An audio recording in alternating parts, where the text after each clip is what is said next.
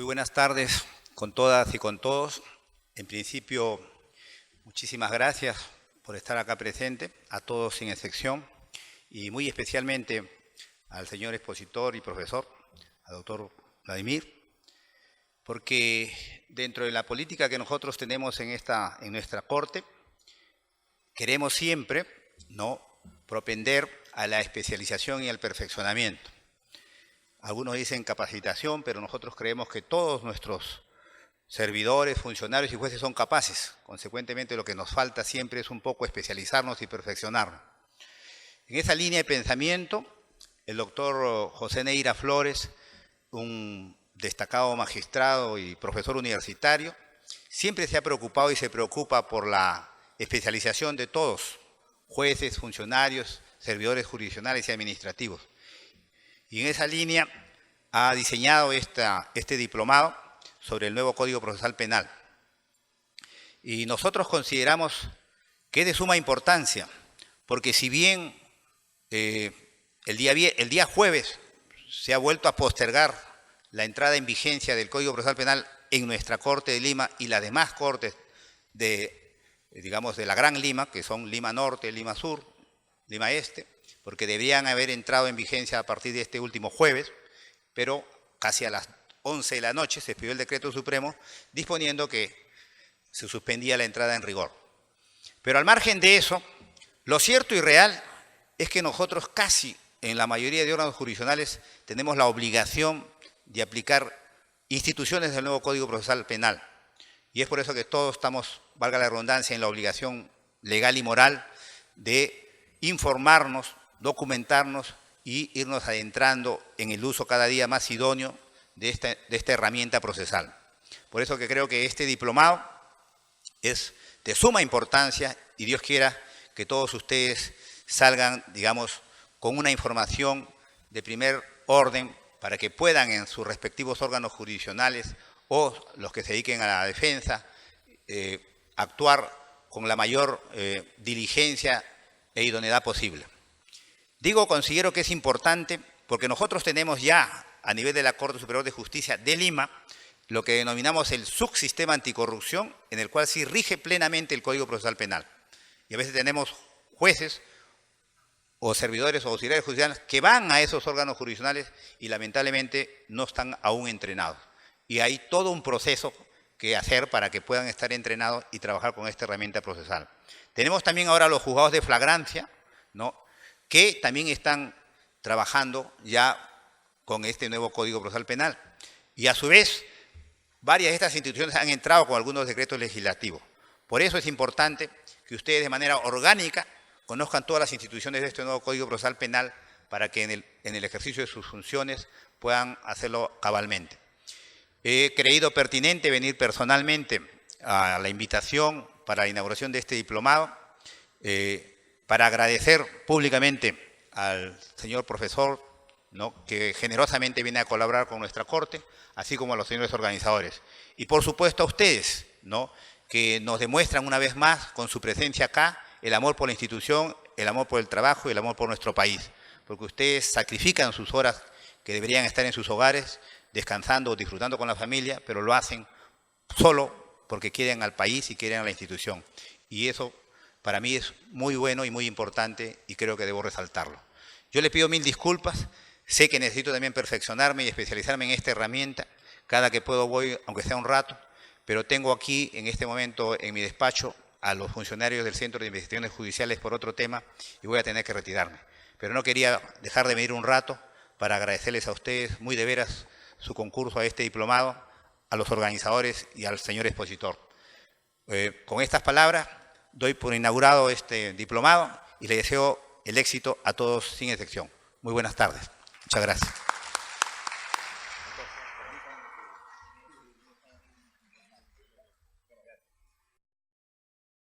Buenas tardes con todos.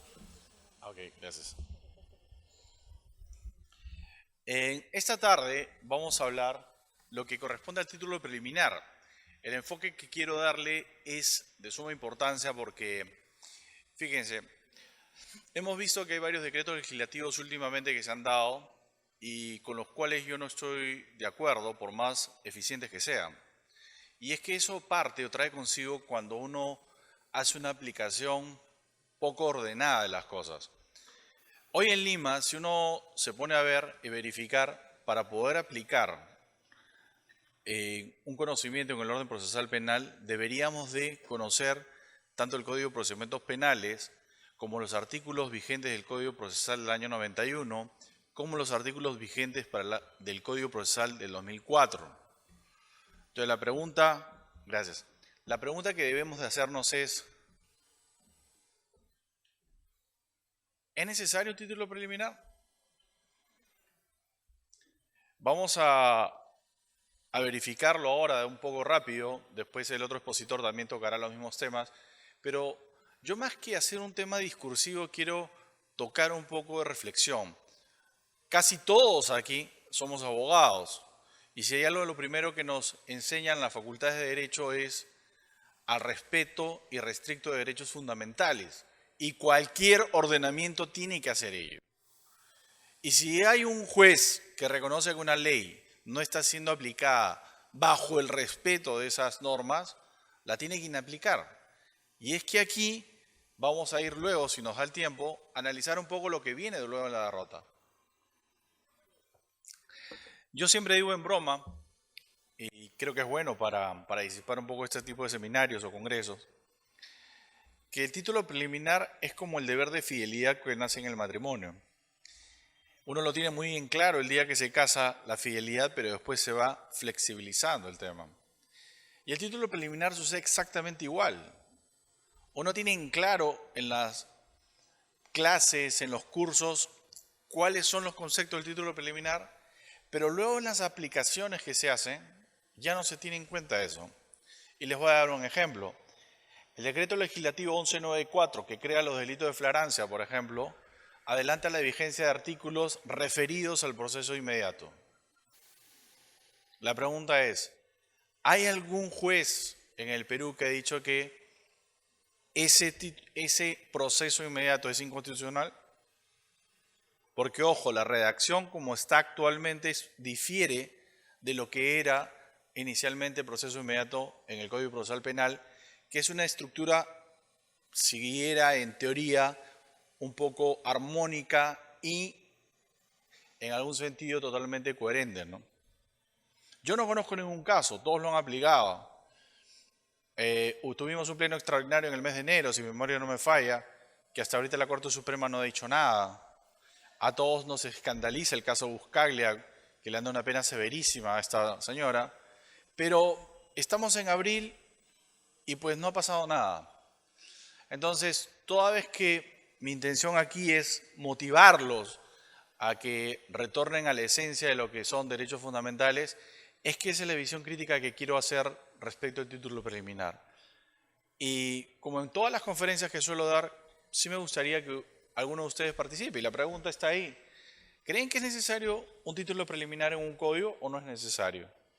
¿Qué opinan ustedes? Si es necesario, la pregunta es ¿por qué? Algunos de sus compañeros me dicen, sí, pero ¿por qué es necesario? ¿Qué debe regular un título preliminar?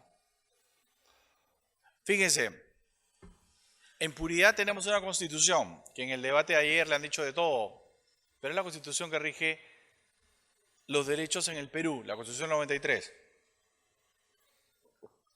¿Puede haber una ley que esté en contra de la constitución 93? Podría haberla, pero no se puede aplicar esa ley. En un ordenamiento, digamos, de permanencia, yo coloco en un trabajo de investigación que estoy haciendo, yo creo que en nuestro país tenemos una suerte de permanencia y de reforma.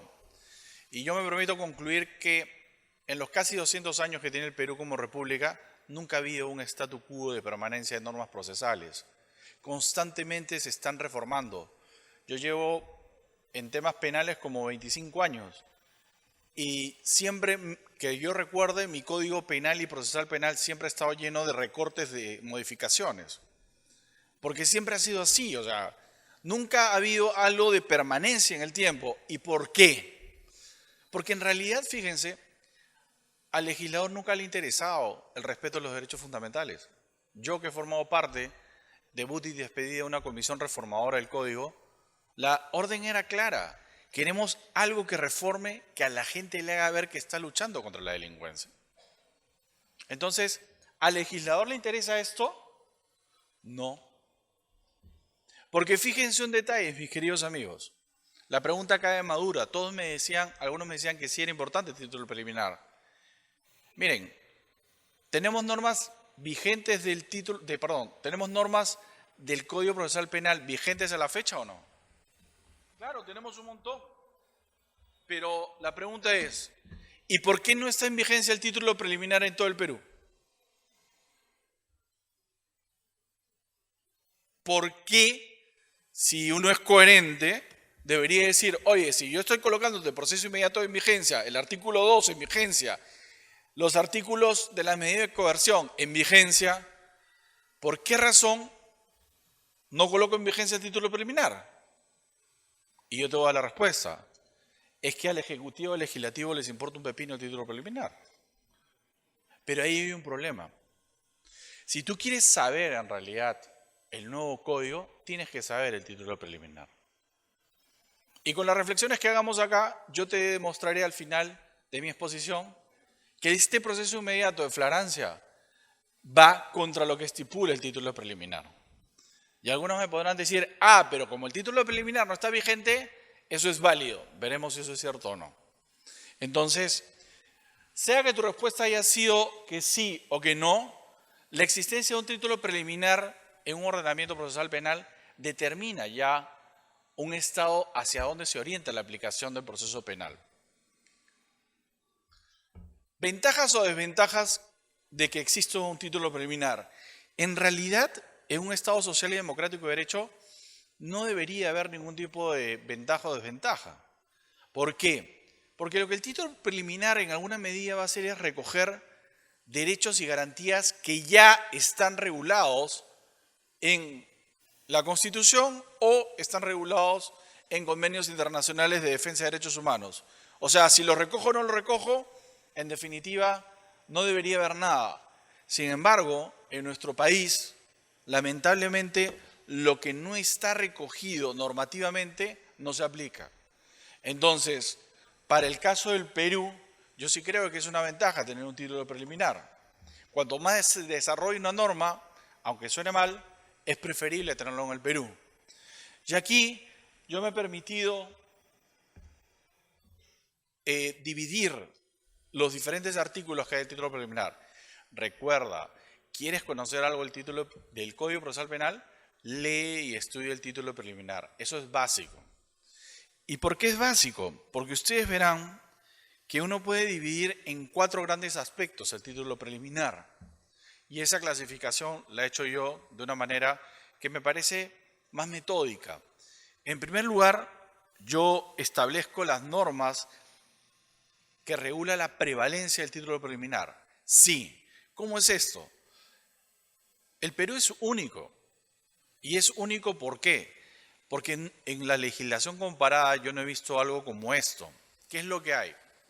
En el Perú tenemos que cuando se dio el Código Procesal Penal, a quien le encargaron ver el título preliminar, reconoció y estableció que las normas del título preliminar están por encima de cualquier otra norma del Código. Primer punto, dense cuenta, eso no sucede en cualquier ordenamiento procesal. ¿Por qué?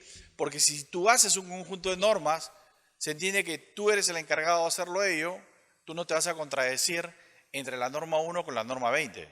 Pero acá como fueron varios los que hicieron el código, el que le tocó el título preliminar dijo, yo me aseguro que esto prime sobre cualquier otra cosa. Ese es un primer punto que lo tiene que tener en cuenta. Y ahí lo dice, prevalencia de la norma de este título. Entonces, cuando uno procede a ver luego, como veremos, esto tiene mucho hincapié y van a ver por qué. Después vamos a ver cuáles son las garantías procesales que regulan el proceso, después las funciones del Ministerio Público del Poder Judicial y por último las garantías que le asisten al procesado.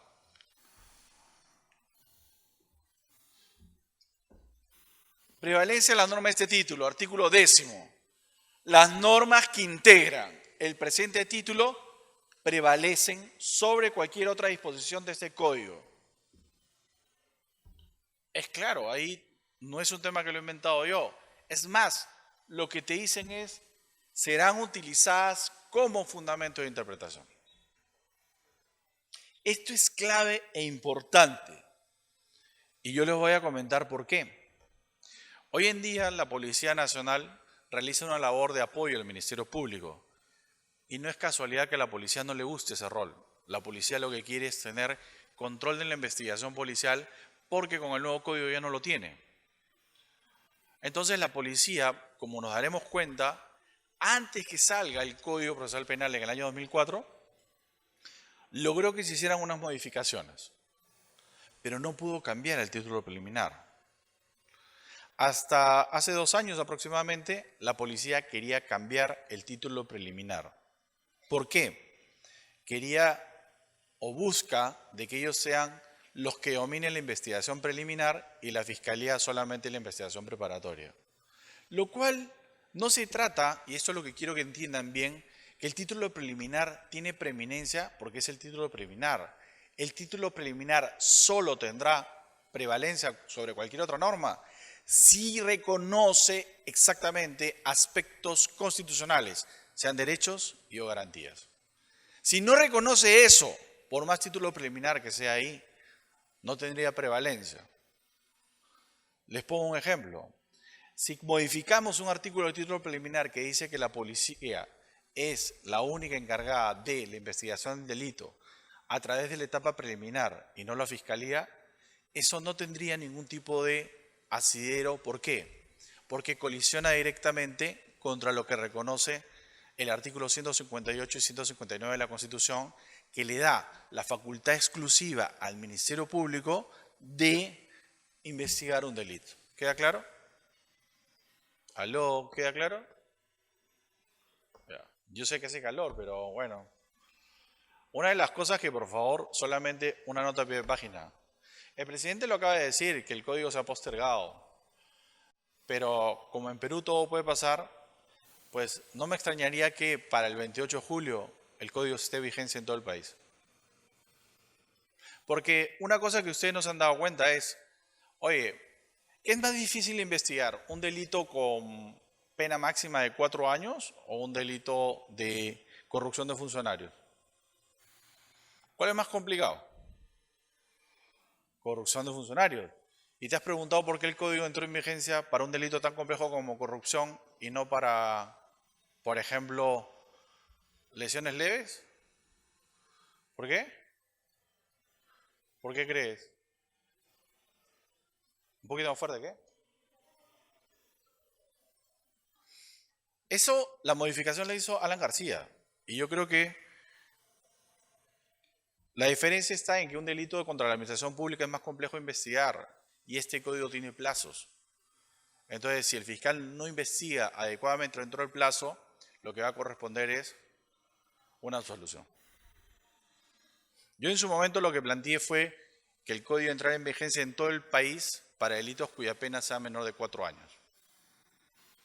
Pero yo creo que es más fácil familiarizarnos con eso. Pero no, me dijeron que no. No hay una razón válida para que esté en vigencia hoy en día para delitos contra la administración pública y no esté en vigencia para delitos menos graves. Pero bueno, por eso le digo, nuestro país es espectacular. Sucede lo que no sucedería en otros lados. Sigamos. Garantías procesales. Por favor, esto acuérdenlo claramente. Si ustedes tienen una norma que contradiga el título preliminar, van a tener que aplicar el título preliminar. Al respecto, yo me voy a permitir más adelante darles un ejemplo para que ustedes se den cuenta por qué es así. ¿Cuáles son las garantías del proceso? La primera aquí te dice que la justicia penal es gratuita. Claro, salvo el pago de las costas procesales. Mira, es una manera muy curiosa de redactar las cosas, ¿no? Es gratuita salvo cuando pagas. Yo la verdad creo que la redacción está pésima, porque sí creo que la justicia penal tiene que ser gratuita. Yo sí no considero que sea un tema constitucional que se pague. Pero esa es mi posición, la cual no es mayoritaria, pero te lo hago notar ahí, que lo que se indica es que va a ser gratuita siempre y cuando no sea a las costas. Y aquí viene el detalle fundamental, que tú lo ves día a día y que yo creo que se lesiona día a día, que es el tema de la imparcialidad. Para referencia suya, yo les puedo señalar que hace 30 años aproximadamente el Tribunal Europeo de Derechos Humanos sacó una sentencia del caso Piersac versus Bélgica. Para hacerla brevemente, les diré que en ese caso el Tribunal Europeo de Derechos Humanos indicó que se había lesionado el principio de imparcialidad porque a Piersac lo habían condenado 7 jueces. Pero Piersac pudo identificar que entre los 7, uno había sido antes fiscal. Claro, eso es lo que tú ves aquí, que un fiscal se pasa al Poder Judicial y un juez se pasa a la Fiscalía, es un tema mundial, no solamente del Perú. Entonces, Piersac decía que se había lesionado la imparcialidad porque, oiga, si ese señor antes fue fiscal y me perseguía como después falló en contra mío, porque ya había adelantado una opinión haber sido fiscal.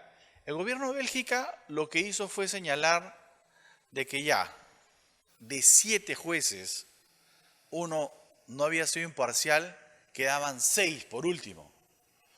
Pero el Tribunal Europeo de Derechos Humanos dijo, no señor, aquí hay que tener en cuenta 2 cosas y recoge lo que le denomina la teoría de las apariencias. Apúntenlo ahí porque eso es importante. La teoría de las apariencias está reconocida en nuestro país por el Tribunal Constitucional Peruano también. Cuando ustedes vean cualquier sentencia del Tribunal Constitucional, hace pie, y voy a hacer notar, pie a una sentencia que se dio en el caso del señor Jesús Giles, más conocido como Coco Giles, ¿recuerdan? ¿Qué pasó ahí? El señor Coco Giles, o mejor dicho, no estoy seguro si era el gobierno regional o la municipalidad de Huánuco, le obsequió al Poder Judicial un local. No me digan por qué razón, pero lo concreto real es que la municipalidad se peleó con el Poder Judicial. Entonces, ¿qué hizo la municipalidad? Recuperó su terreno. Entonces, ¿el Poder Judicial qué hizo? Denunció por usurpación. Entonces lo denunciaron al señor Giles y le abrieron proceso penal en Huánuco con mandato de detención. Él presentó un habeas corpus y dijo, oye, un momentito, ¿cómo me va a juzgar la misma corte que señala o indica que es agravada en este caso? Peor aún, dijo, el presidente de la corte de Huánuco salió a decir o a dar declaraciones en contra de Giles, algo así como que era una persona sin vergüenza o lo que fuera. ¿Qué decidió el Tribunal Constitucional? El Tribunal Constitucional dijo que se había vulnerado la teoría de las apariencias. ¿Por qué? Porque la teoría de las apariencias indica que un juez no solo tiene que ser imparcial, sino que debe parecer imparcial. ¿Qué implica esto? Les pongo el siguiente ejemplo. Yo como profesor tengo a mi hijo como alumno. O más fácil, yo soy el que le voy a tomar su examen de grado como abogado. Pero yo sé que dentro mío voy a ser objetivo. Eso es lo que se llama la imparcialidad subjetiva. Yo voy a hacer, es lo que ustedes ven cuando los jueces salen a defender su imparcialidad, ¿qué dicen? Que van a ser totalmente imparciales. Eso es una imparcialidad subjetiva. La pregunta es, a la colectividad, ¿ustedes qué pensarían si yo le tomo el examen de grado de abogado a mi hijo? Por ejemplo, si lo apruebo, ¿qué van a decir? Que le regalé el examen, ¿no es cierto? Ya, y si lo jalo, que soy un desgraciado, ¿no es cierto? Entonces, si se dan cuenta, lo que se afectó ahí fue la imparcialidad objetiva. No interesa el resultado. Lo que interesa es que ya estás afectando a la administración de justicia. Porque tú no interesa qué piensas tú, sino qué piensa el resto. Entonces, en el caso de Coco Giles, lo que dijo el Tribunal Constitucional, lo cual me parece correcto, es que en el caso de él no se puede juzgar ante el Poder Judicial de Huánuco su caso, porque no solamente era agraviado, sino que el presidente de la Corte ya había dado opinión al respecto y decía que, siendo el presidente de la Corte la máxima autoridad administrativa de ella, quiera o no, los jueces de inferior categoría iban a sentirse influenciados por esa decisión. Ese tema es fundamental. Uno podría recomendar y decirle a los presidentes de las Cortes que no opinen sobre los casos que se están ventilando. Porque bajo el antecedente del caso de Giles, yo podría apartar un caso de competencia de un distrito judicial determinado, porque ya lo han planteado en el caso Giles. Yo recuerdo un caso muy connotado que se dio acá en Lima, donde se expresó una opinión. Y eso está mal, ¿por qué? Porque afecta la imparcialidad. Entonces, cuando hablamos de la imparcialidad, hay que tener en cuenta dos aspectos. El aspecto de la imparcialidad subjetiva y objetiva, que viene vinculado con la teoría de las apariencias. Y para que se acuerden claramente, eso es como la mujer del César. No solamente hay que serlo, sino parecerlo. Un juez no solo tiene que ser imparcial, sino parecer que es imparcial. Si un juez no tiene esos dos requisitos, no podrá haber un caso. Y por eso, fíjense, aquí hay un detalle, y pues los que me conocen, yo soy litigante, y en alguna oportunidad, bajo el tema de la teoría de las apariencias, pude lograr que un juez aparte de un caso por una causal que no está establecida en las causales de recusación. ¿Y cuál era el caso? El caso era que el juez me había pedido dinero y yo lo había denunciado ante la OCMA, pero no pude acreditarlo porque no había prueba inmediata de ese tema. Y la OCMA, por las irregularidades que descubrió en el caso, lo sancionó. Cuando yo me lo volví a encontrar en otro caso, yo le pedí que se aparte porque de hecho, pues yo había hecho que se meritúe una sanción para él. Y es lo que me dijo que no, porque este era otro caso diferente, que él iba a ser imparcial. Y yo le decía un momentito, o sea, por más que tú quieras ser imparcial, no estoy yendo al resultado. Lo que te estoy diciendo es que si hay graves y fundados argumentos para ver que tú no vas a ser imparcial. Él rechazó la recusación, pero fue aceptada por la sala aplicando la teoría de las apariencias. ¿Ok? En esa línea, otro de los temas que se dan acá es el plazo razonable. Y aquí esto, lo del plazo razonable, se ha venido un poco a discutir bastante porque hoy en día que les han modificado a través del decreto legislativo 1206, que dense cuenta, lo curioso es que ustedes tienen un proceso ordinario, sumario, y ahora han agarrado y con un cuchillo les han cortado el tema de los plazos, ¿no es cierto? O sea, les han dicho, por ejemplo, en el proceso sumario, oye, a los 60 días lo tienes que amplías por 30 días más, y si no, ya se amplió, tienes que resolver. Con lo cual yo estimo que el 70% de los casos en proceso sumario se van a archivar, porque el fiscal no va a tener absolutamente nada, ningún elemento probatorio para presentar una acusación. Y nadie ha dicho nada sobre el tema. Han querido agilizar el proceso sin pensar en el resultado que se va a dar. Igual será en el ordinario. Pero en el tema del Código Procesal Penal 2004 hay dos claras etapas. Una diligencia preliminar, cuyo plazo son 60 días, y otra de investigación preparatoria. Todo iba bien hasta que llegó el caso del señor Álvarez. ¿Por qué digo esto? Las diligencias preliminares son para actuar actos urgentes de investigación, pero la Fiscalía siempre ha querido tener más tiempo y pedía que a nivel de diligencia preliminar se declare complejos los casos. Y pedía 8 meses de investigación. Cuando ha llegado esas casaciones al Poder Judicial, el Poder Judicial siempre le decía, no, la diligencia preliminar es totalmente diferente a una investigación preparatoria. No es posible que puedas ampliar. Entonces, el fiscal cortaba su investigación. Hasta que llegó el caso Álvarez, y en el caso Álvarez la Suprema, creo que de manera no tengo un interés con el señor Álvarez, pero las cosas hay que decirlas claras. Uno no puede cambiar razonamiento por un caso en particular. Y desde ahí dijo que sí se podía reconocer un tema de complejidad a nivel de diligencia preliminar, lo cual considero es un error. Toda persona tiene derecho a un juicio previo, oral, público y contradictorio. Y aquí viene la pregunta. En los casos de terminación anticipada, los procesos de terminación anticipada que están vigentes también con los artículos del nuevo código, ¿colisiona o no colisiona con este artículo?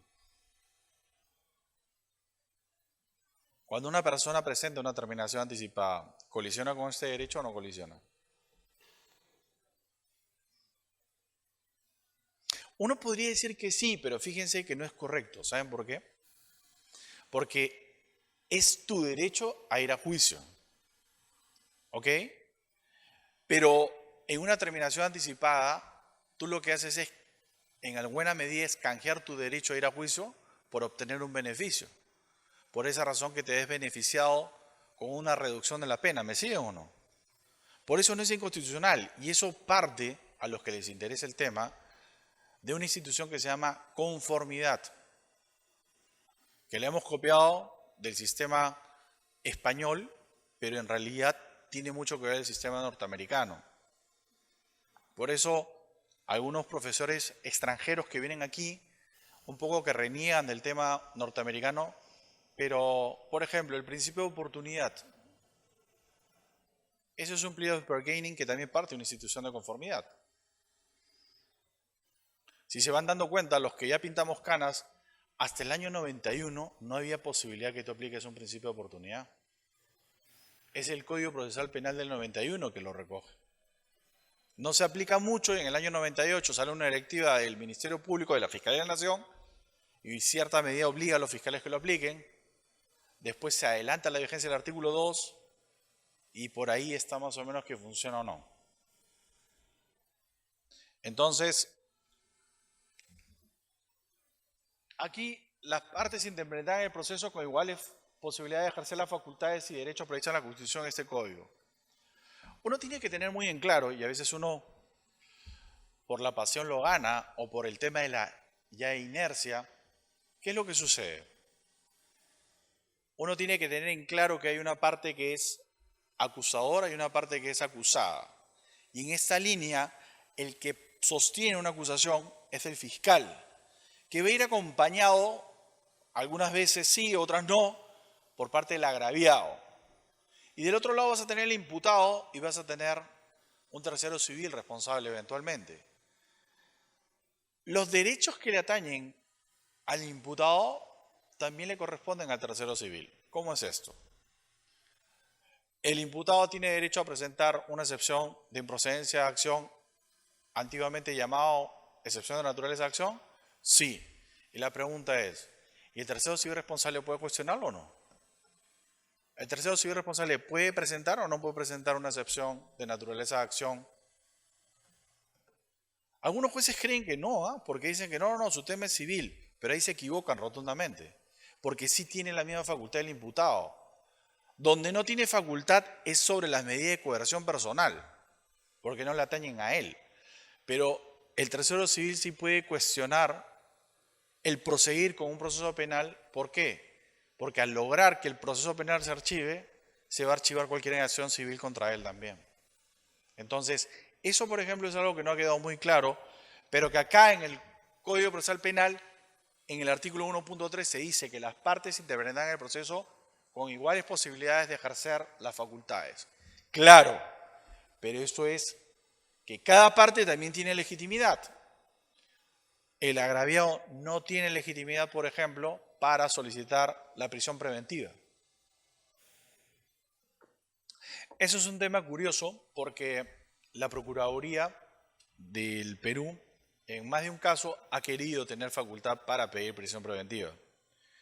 Pero no lo puede hacer porque él está en calidad de agraviado y su facultad como agraviado es solicitar reparación civil y no buscar aspecto punitivo. Las resoluciones son recurribles en los casos y en el modo previsto por la ley. las sentencias o autos que ponen fin a la instancia son susceptibles de recurso de apelación. Miren, antes de aplicar cualquier artículo del código, se debe conocer necesariamente el título preliminar. Y yo me voy a permitir decirles la ignorancia que hay en aquel legislador que mezcla papas con camote y cree que con eso ha hecho un plato fusión, porque esto es un código fusión. Y les voy a explicar por qué. En el Código de Procedimientos Penales, cuando uno hable de impugnación, uno puede impugnar prácticamente cualquier cosa, ¿no es cierto? Y solamente no puede impugnar lo que la ley estrictamente dice que no puedes impugnar. ¿Estamos?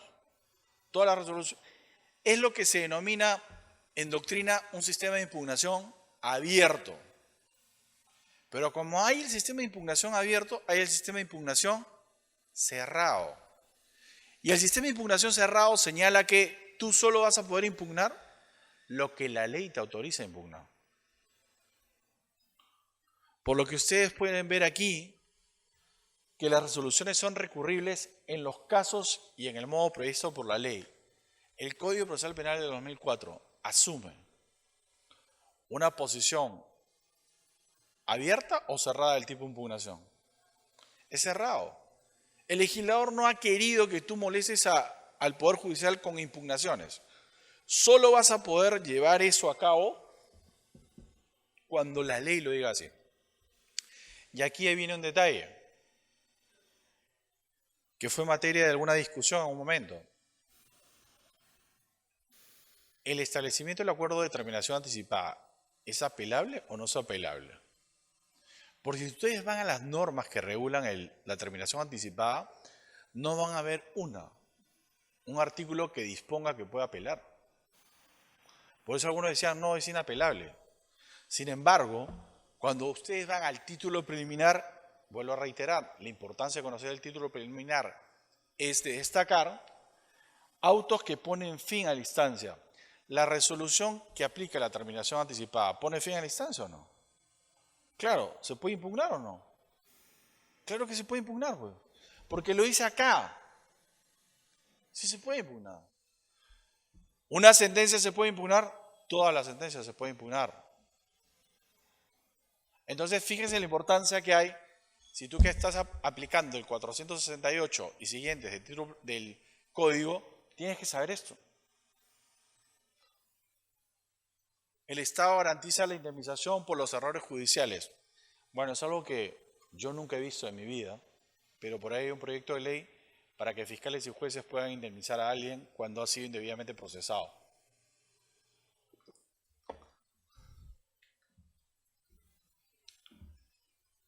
Garantías procesales, Ministerio Público y Poder Judicial. Yo sé que acá no se ve muy bien, pero van a poder darse cuenta que esto, lo que está en rojo, es lo que se ha añadido. El Ministerio Público es titular del ejercicio público de la acción penal en los delitos y tiene el deber de la carga de la prueba. Asume la conducción de la investigación desde su inicio, decidida y proactivamente en defensa de la sociedad. Esto es conforme con el artículo 158 y 159 de la Constitución.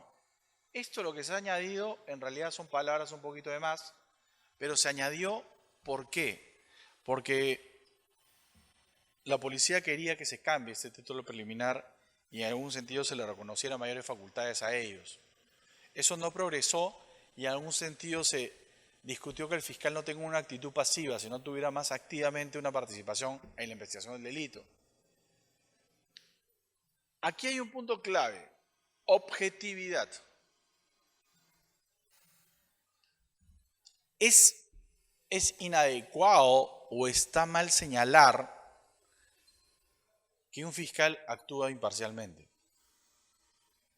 ¿Por qué motivo? Porque la imparcialidad solamente le corresponde al Poder Judicial. Eso ténganlo clarísimo. Lo que el fiscal tiene que hacer es actuar con objetividad. ¿Y qué implica eso? Que el fiscal hasta la etapa intermedia deberá buscar actuar todos aquellos elementos de prueba que puedan determinar la responsabilidad penal del investigado o su inocencia. Por eso, si un fiscal yo le pidiera, eso no se estila mucho, que se actúen determinados actos de investigación en la investigación preparatoria, él está en la obligación de hacerlo. ¿Por qué? Porque el fiscal tiene que buscar meter preso al que ha cometido un delito y evitar que vaya preso aquel que no lo ha hecho.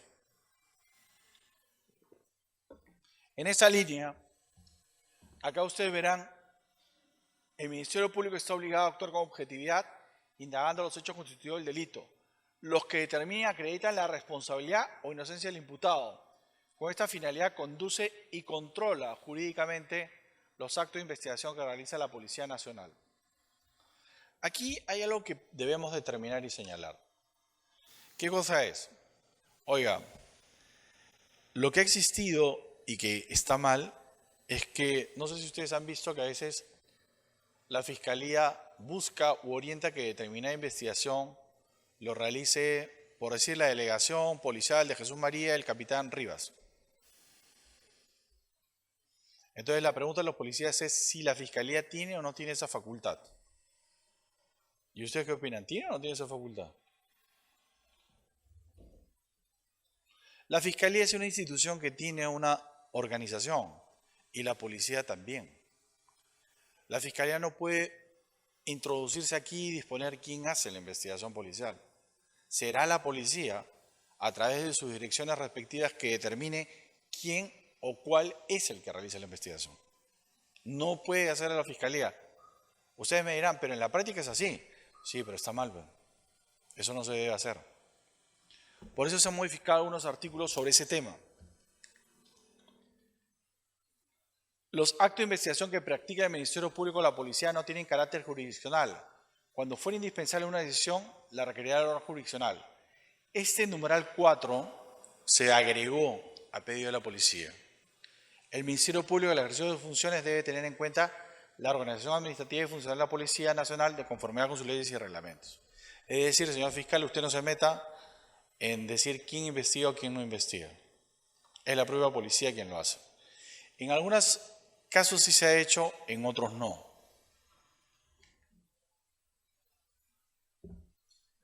Corresponde al órgano jurisdiccional la dirección de la etapa intermedia y especialmente la de juzgamiento, así como expedir las sentencias y demás resoluciones previstas en la ley.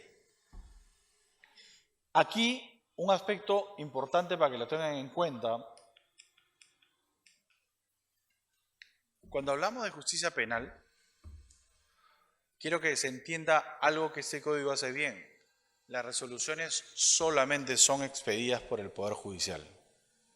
La Fiscalía no emite resoluciones. La pregunta es, la Fiscalía emite disposiciones, providencias y requerimientos. La pregunta es, ¿se puede apelar una disposición?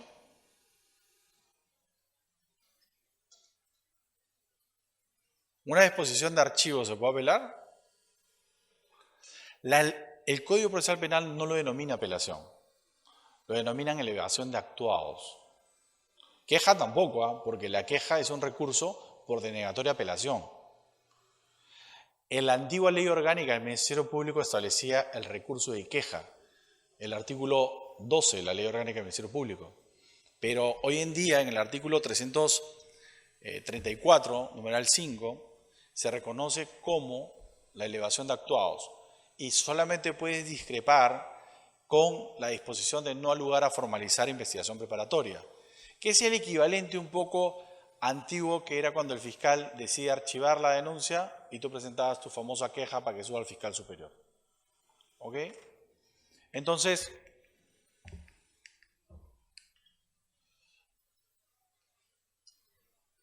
un poco por el tiempo voy a permitirme centrar dos ideas más. Miren, legalidad de las medidas limitativas de derecho. ¿Recuerdan? Y de hecho muchos de ustedes han tramitado. ¿Se acuerdan que antiguamente cuando se abría proceso penal por default establecía un impedimento de salida del país? ¿Se acuerdan o no? ¿Y cuánto tiempo duraba ese impedimento de salida del país? O sea, prácticamente le tenías que llorar y rogar al juez para que te autorice. Y si el juez estaba de humor, te lo autorizaba, y si no estaba de humor, no te lo autorizaba. Y cuando ya lograbas que algo se esclarezca, te decía, pero ya se le pasó la fecha del viaje. Ya no puede viajar. Ahí hay un problema. Y aquí sí quiero que lean esto, miren. Las medidas que limitan derechos fundamentales, salvo las previstas en la Constitución, solo podrán dictarse por la autoridad judicial. El primer requisito tiene que ser el juez, en el modo, forma y con las garantías previstas por la ley. Es decir, otra de las características es que tiene que haber ley que lo diga. Por eso, hoy en día, ¿se puede establecer un impedimento de salir del país o no? ¿Y es ad eterno o tiene un plazo? Esa es otra de las características, las medidas limitativas. Porque curiosamente, en antaño cuando aplicamos el impedimento de salida del país, no había ley que lo regule. O sea, éramos sumamente arbitrarios, porque no había ley que lo regulara. Se aplicaba nomás. Entonces, toda esta norma tiene que tener un plazo máximo. Por eso es otro de los temas es la temporalidad.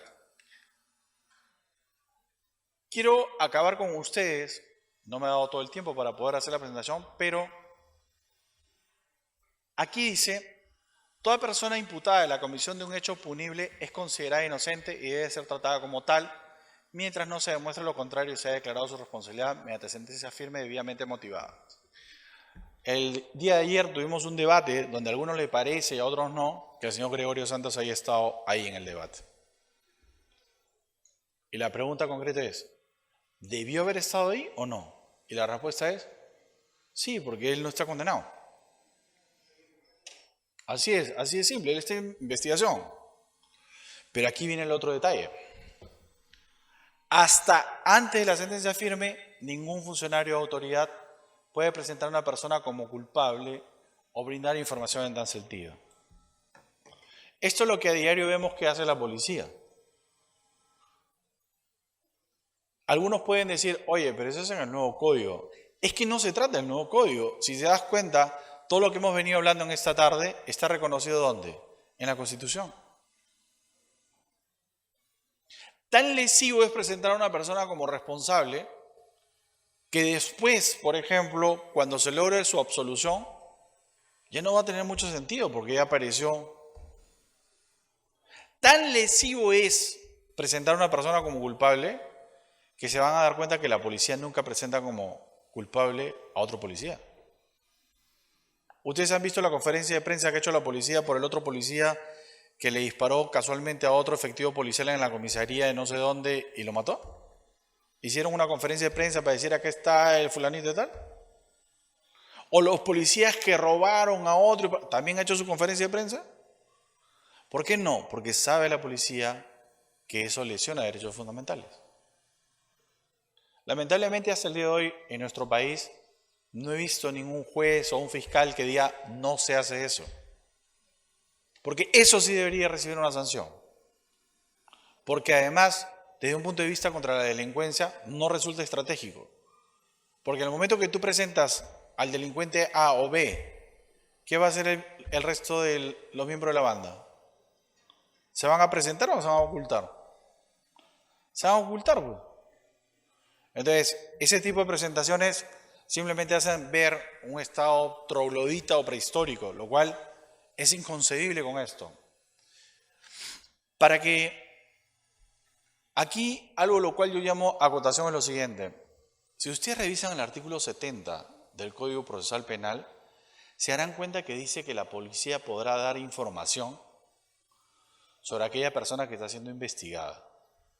Y la pregunta es, ¿eso es posible o no es posible? Algunos podrán decir que sí, porque al final no la presenta como culpable, sino simplemente da una información. Pues que le quede claro que el artículo 70 del Código Procesal Penal entra en conflicto con este artículo 2.2 del título preliminar, que dice que nadie puede presentarlo ni tampoco brindar información en tal sentido. La pregunta viene es, ¿cuál aplicas? ¿El artículo 70 o el artículo 2.2? ¿Por qué? Así es. Aleluya, hermanos, hemos avanzado. Acuérdense bien de eso. ¿Te das cuenta? Yo creo que la mejor lección que yo les puedo compartir es eso. Porque esa es la correcta interpretación que debería hacer un juez. Porque, oye, ¿hay conflictos? Sí. Y miren para ver. El Ministerio Público es titular del ejercicio público de la acción penal. En los delitos tiene el deber de la carga de la prueba. Asume la conducción de la investigación desde su inicio. Vamos al decreto legislativo 1194. El fiscal debe incoar proceso inmediato. ¿Tú lo puedes obligar o no?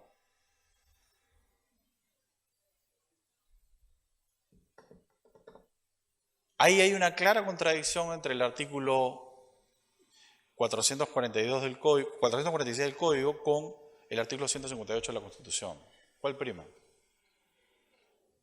En mi concepto, todos los procesos inmediatos son inconstitucionales como está redactado actualmente. Tú no podrías obligar a un fiscal a que inicie un tipo de proceso. ¿Por qué? Porque tú no eres el que desarrolla la estrategia. El responsable de decir si un caso va por un proceso inmediato o va por un proceso común es el fiscal, no es el Poder Judicial. El Poder Judicial tiene otro rol. Claro, yo por esto no seré muy querido, pero en Trujillo, por ejemplo, ha habido fiscales que han presentado casos para que se tramite bajo un proceso común. Y el juez le ha dicho, no, eso tiene que ir a un proceso inmediato. Nuevamente, además yo creo que el decreto legislativo 1194 es inconstitucional porque creo que sale del concepto de materia delegada. Yo creo que no está dentro de los parámetros de delegación de facultades. Porque si ustedes se dan cuenta, ¿para qué sirve en puridad el decreto legislativo 1194? Quiere combatir, entre comillas, la conducción de estado de ebriedad, quiere combatir la omisión de asistencia familiar, pero el sustento de delegación de facultades es para combatir la criminalidad organizada. Entonces, una cosa con otra, ¿qué tiene que ver? Yo creo que si bien en un sentido es bien efectista esa norma, va a llegar a un nivel en el cual van a empezar a decrecer ese tipo de procesos. Como ha ocurrido en Costa Rica. En Costa Rica hay todo un problema constitucional también por el tema. Por más que hayan habido 100.000 expositores y con el cariño que le tengo al Poder Judicial, yo no entiendo por qué razón creen que es la salvación de las cosas. En realidad yo creo que genera mayores dificultades y genera mayores violaciones. Dicho esto, quiero terminar con lo siguiente. De nada vamos a avanzar si uno en realidad sigue aplicando de manera parcial este código, porque como yo les he podido mencionar, hay cosas particulares en cada ordenamiento procesal que es bueno saberlo. Por un poco siquiera pues no lo sé, de legitimidad, cualquier modificación o cualquier puesta en vigencia de los artículos del Código Procesal Penal del 2004 tendrían que traer siquiera por añadidura el título preliminar. ¿Por qué no lo hacen así? Porque quieren seguir creando confusión. Porque lo que te van a decir es, oye, el título preliminar no está vigente, por eso no se aplica. Sí, pero no me importa que esté en vigencia o no. El título preliminar lo que recoge son garantías y derechos fundamentales que están recogidos en la Constitución y en convenios internacionales de derechos humanos. Miren, yo no me voy a cansar de decir esto, y lo digo en todos lados, es que me dicen, Vladimir, tú no sabes la problemática. Vamos, es que bajo ese aspecto nunca vamos a avanzar. Si cada vez vamos a creer que vulnerando derechos fundamentales vamos a avanzar, lo único que vamos a tener es más de lo mismo y mayor atraso.